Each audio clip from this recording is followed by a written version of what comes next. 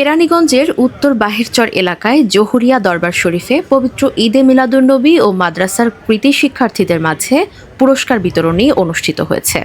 এতে প্রধান অতিথি ছিলেন ঢাকা-২ আসনের সংসদ ও বিএনপির স্থায়ী কমিটির সদস্য সাবেক ডাকসু ভিপি জননেতা আলহাজ আমানুল্লাহ আমান।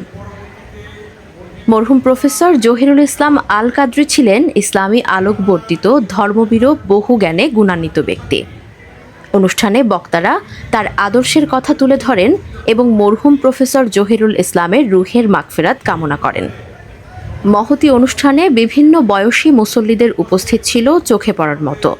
মাদ্রাসার তালিবুল এলেম শিক্ষক সহ স্থানীয় গণ্যমান্য ব্যক্তিবর্গ উপস্থিত ছিলেন।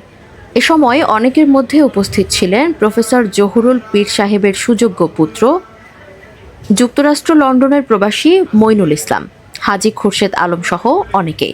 পরে মাদ্রাসার কৃতী শিক্ষার্থীদের মাঝে পুরস্কার তুলে দেন প্রধান অতিথি আলহাজ আমানুল্লাহ আমান।